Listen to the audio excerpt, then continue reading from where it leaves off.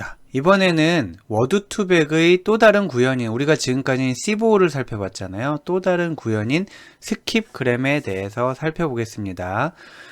서두에 말씀드렸던 바와 같이 워드2백은 최초 제안한 논문에서 C5 모델과 함께 스킵그램 모델을 제안했었다 라고 말씀드렸는데, 원리는 크게 다르지 않습니다. 원리는 크게 다르지 않고 중심 단어로부터 중심 단어로부터 주변을 예측할 건지, 주변으로부터 중심을 예측할 건지에 따라서 스킵그램과 C5가 달라지는데, 그래서 스킵그램은 자세히 살펴보는 것 대신 C5와 무엇이 다른지만 비교하고 넘어가도록 하겠습니다.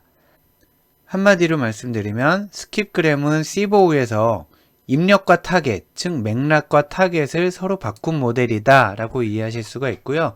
그림을 보면 이래요. 우리가 맥락이 있었잖아요. 이런 맥락들을 가지고 중심 단어를 예측해내는 게 C5였다면 스킵그램은 반대로 중심 단어를 가지고 내 옆에 맥락이 뭐가 있었는지를 예측하는 거다 라고 이해하시면 되겠습니다.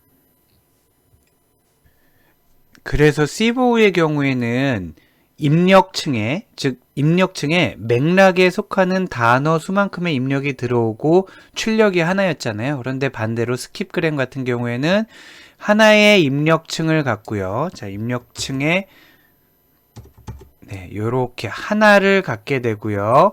그리고 출력층에 맥락의 수만큼을 갖게 되는 거죠. 그래서 보면 지금 같은 경우는 say라는 단어가 있을 때 그 say의 주변 단어로 you라는 단어와 그리고 goodbye라는 단어가 있다. 이렇게 중심 단어를 입력으로 넣어서 그 왼쪽과 오른쪽에 있는 맥락 단어를 예측하는 그런 학습을 수행하는 신경망을 보여주고 있습니다.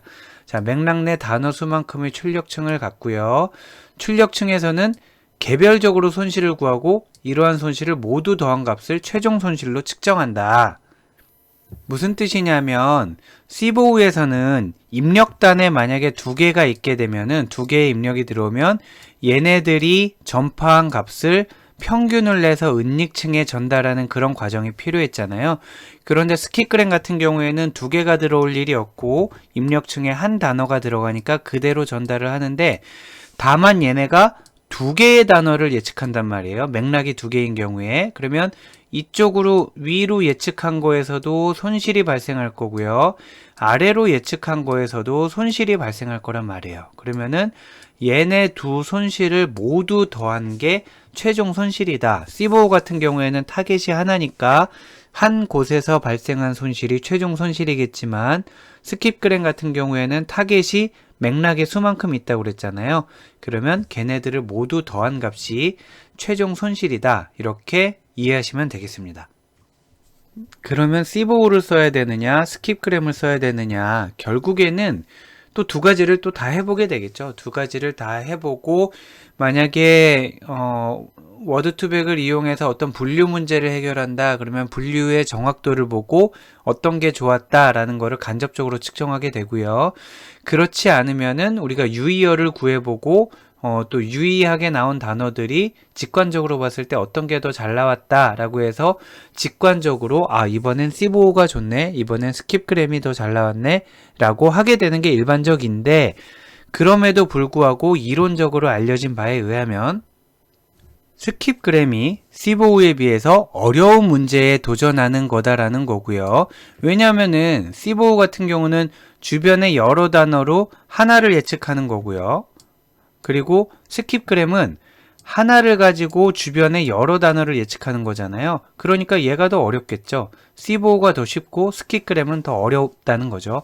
그런데 이런 어려운 문제를 많이 풀어서 훈련이 되었으니까 스킵그램이 충분히 훈련이 되었다면 훨씬 더 견고한 모델일 거다라는 얘기입니다. 그래서 스킵그램이 알려진 바에 의하면 어려운 문제에 도전하는 것이고, 그렇기 때문에 어려운 상황에서의 학습을 통해서 더욱 정교한 분산 표현을 획득할 가능성이 높아진다라고 이해하시면 되겠습니다.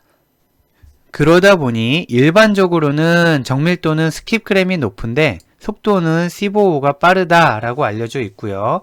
또 말뭉치가 커질수록 빈도가 낮은 이제 저빈도 단어나 유추 문제에서는 스킵그램이 성능이 뛰어나다라고 알려져 있습니다. 결국에는 스킵그램을 쓰는 게 성능 면에서 더 좋다라고 알려져 있는데, 개념적으로 설명을 할 때는 보시면 아시겠지만 주변의 단어를 가지고 중심을 예측하는 C5O가 중심 단어를 가지고 주변을 예측하는 스킵그램에 비해 직관적으로 이해하기도 쉽고 설명하기도 편하기 때문에 주로 저희가 했던 방식처럼 C5O를 가지고 개념을 이해하고 이와 유사한 방식으로 스킵그램도 있다라는 걸 정도를 언급을 하고, 성능은 늘 그렇지는 않지만 스킵그램이 C5O보다 조금 더 좋다라고 알려져 있다. 이렇게까지만 소개를 드리는 게 일반적입니다. 자, 우리도 이렇게 정리를 하고 스킵그램과 C5O의 비교를 넘어가도록 하겠습니다. 자, 이번에는 심플 C5O, 지금까지 살펴본 심플 C5O의 한계를 극복하기 위한 두 가지 장치를 살펴보도록 하겠습니다. 심플 C5O는 C5O의 중요한 흐름만 구현한 것이고요. 우리가 앞에서 이그젬플로는 작은 말뭉치를 다루었단 말이에요. 작은 말뭉치를 다루었기 때문에 별 문제가 없었지만 충분히 큰 코퍼스, 충분히 큰 말뭉치를 다루면은 처리 속도가 못 따라간다라는 거죠. 그래서 이런 속도를 개선하기 위해 두 가지 부분에서의 병목을 해결해야 진정한 C5O 모델이 된다라고 이해를 하시면 되겠습니다. 두 가지 부분의 병목 해결 중에 첫 번째, 임베딩 계층을 도입하는 것은 다분히 코딩 측면에서의 하나의 팁이라고 보시면 되겠고요. 또 하나, 두 번째로는 네거티브 샘플링을 도입했다라는 것은 어떤 아이디어를 우리가 소프트맥스 계층을 계산하는 데에 오버헤드가 많기 때문에 네거티브 샘플링이라는 아이디어를 도입했다, 개념적으로 라고 이해를 하시면 되겠습니다. 이 두 가지가 무엇을 의미하고 어떻게 해결이 되었는지는 아래 이그젬플을 보면서 실제로 같이 살펴보도록 할게요. 왜 문제가 되냐 하면, 만약에 우리가 앞에서 살펴본 심플 C5O에서는 우리가 생각할 수 있는 총 어휘셋이 7개라고 했었잖아요. you say, goodbye 등등. 어휘가 7개인 경우를 생각했으니까 문제가 없는데, 어휘가 100만 개 충분히 있을 수 있는 일이죠. 우리가 다루는 단어가 100만 개라고 생각하게 되면은 원핫 인코딩으로 우리가 들어오잖아요. 입력층이 지금 원핫 인코딩으로 들어오고 있다는 걸 기억하시죠? 원핫 인코딩으로 들어오니까 어휘가 100만 개면은 입력층 벡터가 얘가 100만 개가 되는 거예요. 만약에 미니 배치로 들어오면 행렬이 되겠죠. 행렬이 됐는데 아무튼 얘가 100만 개짜리 10000을 갖는 큰 애가 나오게 될 거고요. 출력층에서도 100만 개짜리 얘는 이제 밀집 벡터, 밀집 표현 형태로 나가게 되겠죠. 그러면 가중치 행렬은 어떻게 되느냐? 가중치는 우리가 차원의 수를 정하기 나름인데, 하나의 단어를 100차원으로 임베딩 한다라고 가정을 했을 때 입력층의 가중치 벡터는 100만 곱하기 100이 될 거고요. 출력층의 가중치 벡터는 100 곱하기 100만이 될 거예요. 이 가중치 벡터를 갖고 있는 것만 해도 어마어마한 부담이 되겠지만, 얘네가 이제 계산을 할 때 생각해 보세요. 행렬곱 연산을 수행한다 그러면 얘네와 이 행렬곱 연산을 수행하는 과정이 굉장히 큰 행렬끼리의 곱이 되기 때문에 시간이 많이 걸릴 거라는 거죠. 그래서 얘를 과연 행렬곱을 해야 되나? 속도를 더 단축시킬 수 없을까? 하고 아이디어가 나온 게 임베딩 계층을 구현하는 겁니다.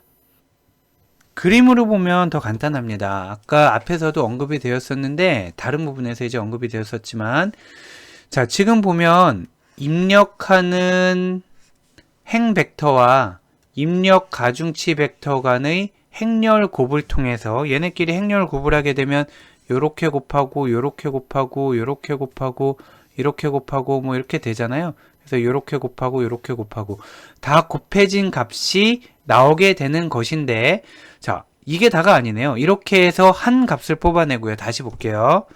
다시 보면, 자, 이렇게 곱하고 요렇게 곱하고 해서 얘가 살아남을 거고 나머진 0으로 될 거고요. 그 다음에 또 이렇게 곱하고 두 번째 하고도 또 곱해야 되겠죠. 그 다음에 또 세 번째 하고도 또 곱해야 되겠고요. 엄청나게 많은 수의 연산이 필요하게 되는데 사실은 얘를 행렬곱까지 할 필요가 없었다라는 거죠. 왜냐하면은 나머지 애들은 다 0으로 곱해질 거기 때문에 결국에는 이 행렬곱이 의미하는 거는 가중치 입력, 자, 입력 가중치 벡터에서 이 1이라는 거에 대응하는 행이 누군지 찾아서 걔를 그대로 필터링 해주는 역할을 했다라는 거예요. 그래서 임베딩 계층을 구현하는 코딩 관점에서의 아이디어는 입력값 곱하기 가중치 벡터의 행렬곱을 수행하지 말고 입력 벡터가 어차피 원핫 인코딩이니까 이 중에 1이 하나잖아요.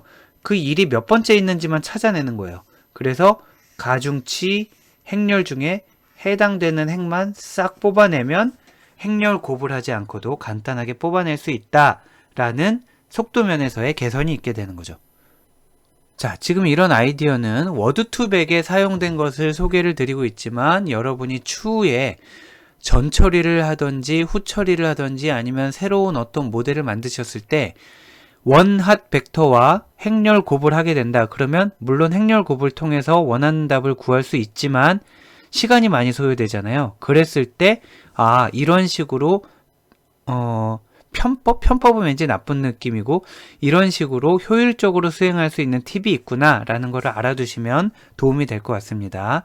자, 내용을 보면 결과적으로 행렬곱이 수행하는 일은 행렬의 특정 행을 추출하는 것에 다름 아니었다라는 것을 파악을 해서 행렬곱 연산 대신에 특정 행을 추출해내는 연산으로 대체해서 구현이 가능하다라는 거고요. 사실은 연산도 아니고요. 입력 가중치 행렬에서 특정 행을 그냥 명시만 하면 되는 거예요. 자, 5행 이런 식으로 명시만 하면 된다라는 거죠. 그래서 앞에서 우리가 구현을 한 것을 소개만 했었는데 맨멀 계층이 있었는데 맨멀 계층에서는 행렬의 곱, 그러니까 멀이겠죠. 자, 행렬의 곱으로 구현했던 계층을 임베딩 계층으로 대체하는 코드를 보도록 하겠습니다. 앞에서 예를 든 거는 하나의 행, 예를 들면 아까 여기 하나의 행, 5번 행이니까 0번부터 하면 6번째 행이 되겠네요. 하나의 행을 추출하는 거를 봤지만 이번에 코드에서는 여러 개의 행을 추출하는 코드를 한번 보도록 할게요. 지금 아래 간단한 코드는 7행 3열짜리 행렬을 만든 거예요. 자, 7행 이렇게 되겠죠. 7행 3열짜리 행렬을 만든 거고요. 네, 대충 이렇게 되겠습니다. 그 다음에 1번 행과 0번 행과 3번 행과 0번 행, 0번 행은 두 번 뽑았네요. 자, 이렇게 여러 행을 추출하는 코드를 만들어 놓고 나면 만약에 우리가 여러 행을 뽑아야 될 일이 있을 때는 여러 행을 뽑고요. 하나의 행을 뽑아야 될 일이 있을 때는 하나의 행만 뽑으면 되겠죠. 자, 예를 들면 얘는 7행 3열짜리 행렬에서 1번 행 뽑고 0번 행 뽑고 3번 행 뽑고 0번 행 다시 뽑는 그런 코드고 프린트 W로 하면 전체 행렬, 그리고 프린트 W에 IDX를 하게 되면은 인덱스라는 뜻이겠죠. 우리가 지정해준 그런 행만 뽑는 그런 명령이 되겠습니다. 보면 얘가 전체 행렬 W 행렬이 되잖아요. W 행렬이 되는데 그 중에 1번 행을 뽑아라 했더니 얘를 뽑은 게 여기 있는 거고요. 0번 행을 뽑아라 했더니 얘를 뽑은 게 여기 있는 거고, 또 3번 행을 뽑은 게 여기 있고, 다시 0번 행을 뽑은 게 여기 있고. 즉, 지금 행렬 곱을 구하지 않고요. 가중치 벡터에서 특정 행만 뽑는 연산은 인덱싱만 해줘도 된다라는 것을 간단한 이그젬플을 통해서 같이 함께 살펴보셨습니다. 그리고 그 내용이 임베딩 계층의 구현에 사용이 되는데 아까 맨머를 이제 임베딩으로 대체한다라고 했었잖아요. 이 내용은 commons이라는 폴더에 layers.py라는 파일 안에 구현이 되어 있고요. 요 부분이 되겠네요. 요 부분. 자, out은 우리가 인덱스를 하나 얻어내면은 인덱스는 원핫 벡터에서 몇 번째가 1이었는지가 될 거잖아요. 그래서 인덱스를 얻어내면은 그 인덱스를 집어넣어서 가중치 벡터에서 인덱스에 해당되는 행만 그냥 뽑아내라. 행렬 곱을 하지 않고 그냥 뽑아내라 라고 해서 간단하게 구현을 할 수 있다 라고 이해하시면 되겠습니다. 방금 살펴봤던 내용이 포워딩 할 때, 순전파 할 때의 내용이고요. 여기 아까 앞에서 봤던 그림이 그대로 있게 되죠. 입력 행렬에서 특정 행만 인덱싱을 해서 히든 레이어로 보낸다라는 거고요. 그리고 역전파도 비슷한 원리가 적용되는데 역전파에 대해서는 우리가 깊게 살펴보지 않았기 때문에 그냥 그림만 한번 확인하고 넘어가도록 하겠습니다. 자, 이번에는 출력단에서 속도가 저하되는 원인을 찾고 이 원인을 개선하기 위한, 해결하기 위한 방안을 마련해 보도록 하겠습니다.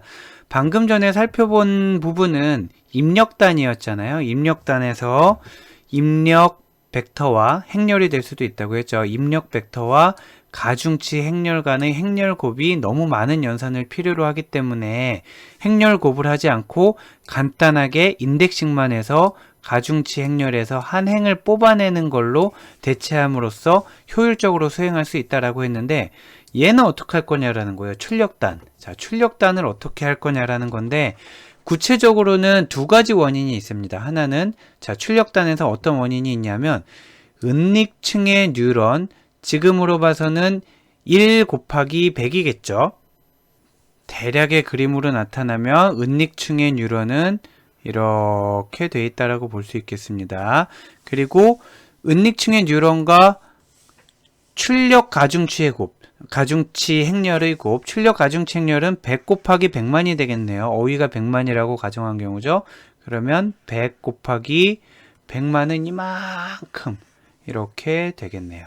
자, 이렇게 되겠습니다. 그래서 얘와 얘가 이렇게 길이가 같게 되겠죠. 얘가 100이고 얘도 100 이렇게 되겠습니다. 그래서 은닉층은 1 곱하기 100 그리고 가중치 출력 가중치 행렬은 100 곱하기 100만일 때 얘네를 곱하는 것도 역시 어마어마한 연산을 필요로 하게 될 거잖아요. 아까 입력단에서와 마찬가지로 얘를 얘하고 곱하고 얘하고 곱하고 얘하고 곱하고 이렇게 해야 되니까 그 부분도 우리가 해결을 해야 되겠고요. 또 하나는 소프트맥스를 써서 우리가 출력층의 점수를 확률로 바꾼다라고 그랬잖아요. 네, 출력층의 점수를 확률로 바꿀 때 지수 계산을 하게 되는데 지수 계산을 하고 더해서 나누고 하는 과정이 굉장히 시간이 많이 걸리는 계산이라는 거죠. 그래서 이 두 가지를 해결을 해야 되겠습니다. 하나는 은닉층의 뉴런과 은닉층의 뉴런과 큰 행렬 사이의 행렬 곱 부분을 개선을 해야 되겠고 소프트맥스 함수 쓰는 부분을 개선을 해야 되겠습니다.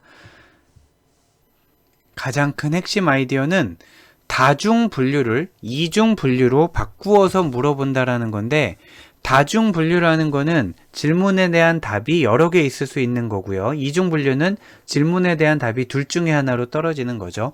예를 들면 다중 분류라고 그러면 이 동물은 무엇입니까? 그러면 여기에 대한 답이 나올 수 있는 게 개, 고양이, 사자, 호랑이, 얼룩말 막 여러 가지가 있잖아요.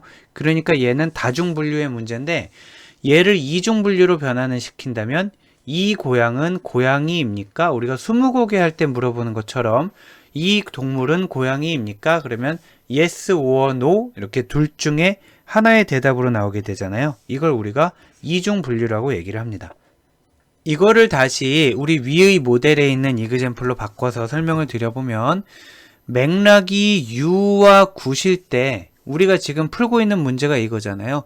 U하고 굿바이, 자, 맥락이 U와 굿바이가 들어갔을 때 타겟은 뭐냐? U와 굿바이 사이에 있는 중심 단어가 뭐냐? 라고 물어보는 게 우리의 원래 문제잖아요. 그럼 얘는 다중분류인 거예요. 그런데 그렇게 물어보는 것이 아니라 U와 굿바이가 있고 가운데 say라는 걸 우리가 알고 있었잖아요. 이 say가 제대로 예측될 확률을 구하는 게 우리의 학습 과정이었잖아요. 그래서 다시 질문을 하면 U와 굿바이가 맥락일 때 타겟이 뭐냐? 라고 물어봐서 say가 가장 확률이 높은지 아닌지를 판단하는 게 우리의 목적이었다면 이제는 그렇게 물어보지 않고 이렇게 물어보겠다라는 거예요. 맥락이 you와 goodbye일 때 타겟이 say 맞아? 이렇게 물어보는 거죠. 자, 요게 이중 분류로 변환했다라는 겁니다. you와 goodbye가 들어왔을 때 타겟이 뭐야? 라고 물어보는 게 아니라 타겟이 say 맞아? 라고 물어본다라는 거고요. 실제로 구현하는 관점에서 보면은 아까 우리 교차 엔트로피 얘기가 나왔을 때 결국에는 정답인 애를 얼마나 1에 가깝게 예측했느냐도 자, 교차 엔트로피 얘기 나오기 전에 일반적으로 자, 1인 애를 얼마나 1에 가깝게 예측하고 0인 애를 얼마나 0에 가깝게 예측하느냐가 손실함수를 구성할 수 있는 요소라고 한다고 하면 교차 엔트로피는 0인 애에 대해서는 관심이 없었다고 그랬잖아요. 관심이 없고 1인 애를 얼마나 1에 가깝게 예측했는지가 관심의 대상이라고 했죠.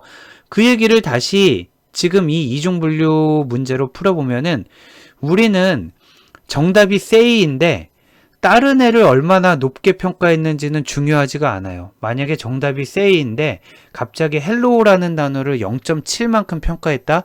그거 중요하지 않아요. 우리의 관점은 교차 엔트로피 관점에서 봤을 때 정답인 say를 얼마나 1에 가깝게 예측했는지가 중요합니다. 그래서 say 맞아? 라고 물어본다라는 거는 다시 말하면 say를 확률이 얼마라고 예측한 거야? 라고 물어본 거와 같다라는 얘기죠. 그래서 계산으로 놓고 보면은 가중치 행렬, 출력 가중치 행렬의 전체 행렬이 100 곱하기 100만이었잖아요. 이 100 곱하기 100만을 다 쓰는 게 아니라 이 가중치 행렬 중에서 say에 해당하는 열 벡터 하나만 발췌해서 쓰자라는 거예요. 아까 다시 보면 가중치 행렬은 100 곱하기 100만이었단 말이에요. 이렇게 여기가 왜 100이었냐면은 은닉충의 노드수가 100이니까 100차원으로 인베딩하기 위해 100이었던 거고요. 여기가 100만인 이유는 어휘수가 100만이었기 때문에 100만 개의 열을 갖게 되어 있는 거잖아요. 그런데 얘네를 다 구하는 게 아니라 출력 가중치 행렬에서 이번에 you와 goodbye 사이에 say라고 적혀 있는데 우리 모델은 say가 정답이 될 확률을 얼마라고 예측한 거야? 그것만 알고 싶기 때문에 say에 해당하는 열 벡터 요거 하나만 보겠다는 거예요. 이 전체 행렬이 아니라 say에 해당하는 열 벡터 하나만 보게 될 거고요. 요 열 벡터의 형상은 100행 1열. 자, 요렇게 되는 거죠. 그래서 열 벡터 하나만 발췌를 한다. 얘가 이제 열 벡터가 되는 거죠. 요 열 벡터고 행렬로 나타내면 100행 1열이 되는 겁니다. 그렇게 되면 궁극적으로 우리가 계산을 해야 되는 양은 아까 그 큰 행렬에 대한 게 아니라 은닉층 뉴런이 아까 이렇게 행벡터라고 했었잖아요. 그 다음에 방금 말씀드린 가중치, 출력 가중치의 열 벡터 100 곱하기 1이라고 그랬잖아요. 얘네만 곱하면 되니까 곱하기 100번만 하면 된다라는 거죠. 즉 100만은 빠지게 되고 곱하기 100만 하게 되는 겁니다. 그림으로 한번 볼까요? 자, 그림으로 보면 이 위에 있는 그림은 가로 세로가 뒤바뀌어 있어서 조금 헷갈리는 측면이 있고요. 아래에 있는 그림으로 한번 보시면 은닉층에 1 곱하기 100의 행벡터가 있고요. 그리고 가중치 행렬은 100 곱하기 100만의 큰 행렬이었는데 여기에서 say에 해당하는 열 벡터를 하나 뽑아낸다고 했었잖아요. 그래서 결국에는 행벡터 하나와 열 벡터 하나의 행렬 곱이기도 하지만 결국엔 벡터와 벡터 간의 연산이니까 맨머를 써도 되겠고 닷을 써도 되고 동일한 결과를 나타내게 되는데 100만은 온데간데 없고 100 곱하기 그러니까 100개 곱하기 100개 자 해서 총 100번의 곱하기만 하면 되고 그렇게 해서 나온 결과는 하나의 값 즉 1 곱하기 1의 형상을 갖는 스칼라 값이 나오게 된다라는 거죠. 자 이렇게 해서 하나의 값을 구할 때 굉장히 효율적으로 구할 수가 있다라는 것이 이 그림을 통해 설명하고자 하는 내용입니다. 자, 이렇게 해서 스코어를 구하는 것까지는 지금 같이 살펴봤는데 문제는 스코어를 확률로 변환하는 과정이 우리가 조금 더 고민을 해야 되는 부분입니다. 무슨 뜻이냐면 스코어는 그냥 점수기 때문에 뭐 음수를 가질 수도 있고 100이 될 수도 있고 1000이 될 수도 있잖아요. 하지만 확률이라는 거는 그때 뭐라고 말씀드렸냐면 모든 아이들의 값을 더했을 때 1이 되기도 해야 되겠고 각 값들은 최소 0, 최대 1의 범위 안에 속해야 확률이라고 했잖아요. 지금 여기에서 이렇게 구한 스코어가 0에서 1 사이의 값이라고 보장할 수 없기 때문에 우리 앞에서는 어떤 방법을 썼냐 하면 스코어에다가 소프트맥스 함수를 씌워서 이렇게 해서 확률을 구했단 말이에요. 그런데 지금 우리가 개선된 방법을 사용하는 거는 이렇게 모든 값들에 대해서 다 구해서 익스포넨셜 함수를 취하는 게 아니라 say에 해당하는 열벡터에 대해서 하나의 값만 뽑아냈기 때문에 소프트맥스로는 우리가 확률을 뽑아낼 수가 없어요.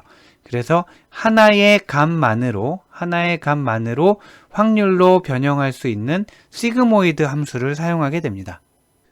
자, 시그모이드 함수는 조금 더 자세한 설명은 데이터과학개론을 참고하셔도 좋을 것 같고요. 요 식이라고 생각하시면 되겠어요. 자, 요 식의 x에 해당하는 위치에 지금 우리의 이그젠플로 치면은 아까 그 뽑아낸 요 값 있잖아요. 요 s값, 히든 벡터와 say 열벡터의 곱, 그 값을 집어넣게 되면 요 x 위치에 그러면 1 더하기 2의 마이너스 x승 분의 1을 그림으로 그리면 어떻게 되냐 하면 x가 마이너스 무한대에서 플러스 무한대까지 값을 가질 때 최소값은 0의 수렴, 최대값은 1의 수렴, x가 0일 때의 값은 0.5의 y값을 갖는 이런 S자 모양의 곡선이 나타나게 된다라는 거죠. 즉 마이너스 무한대 값을 넣었을 때 0, 플러스 무한대 값을 넣었을 때 1이니까 0에서 1 사이의 확률 값으로 나타나게 된다라는 개념이고요.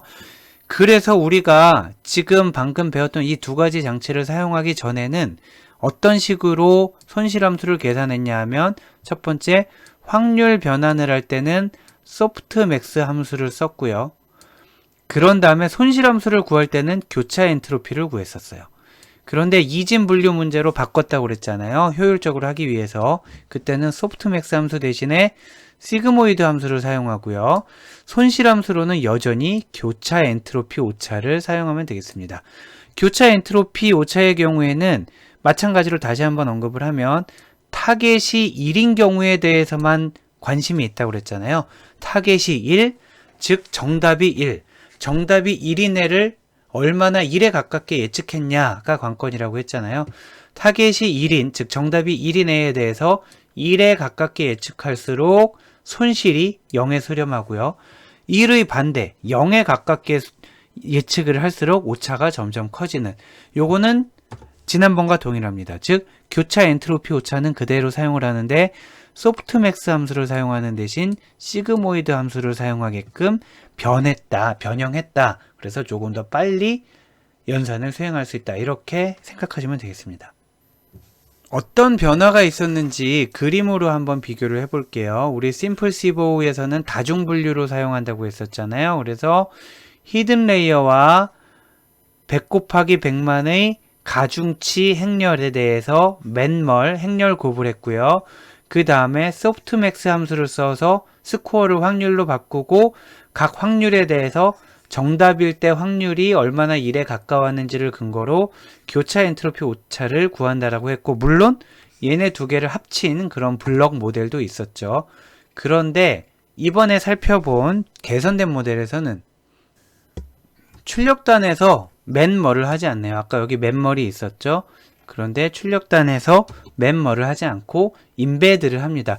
요거는 아까 입력단에서 임베드 계층을 추가했다라는 그것과 동일한 개념이고요. 그래서 히든 레이어가 있을 때 가중치 행렬 전체를 사용하지 않고 1이라는 A에 해당되는 열 벡터만 뽑아내서 요 행벡터와 닷 연산을 수행해서 하나의 값을 뽑아낼 거고요. 이렇게 하나의 값을 뽑아낼 거고, 이번에는 소프트맥스 위드 로스가 아니라 시그모이드 위드 로스를 써서 1과 얘를 비교하는, 그렇게 해서 조금 더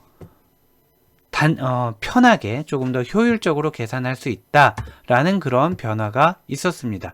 요거는 이제 사소한 건데, 그냥 그림으로만 이해할게요. 여기 인베드 계층이 있었잖아요. 인베드 계층이 있고 여기에 시그모이드 위드 로스가 있잖아요. 여기 요 사이에 닷이 있고요. 그래서 얘와 얘를 통합해서 조금 더 간단히 나타낼 수 있지 않을까 하는 부분입니다. 달라진 부분은 얘네를 하나로 합쳐서 하나로 합쳐서 이렇게 만들었다라는 건데 크게 뭐 의미가 있는 건 아니고 개념을 나타내는 모델을 조금 더 단순히 했다라는 정도로 이해하시면 되겠습니다.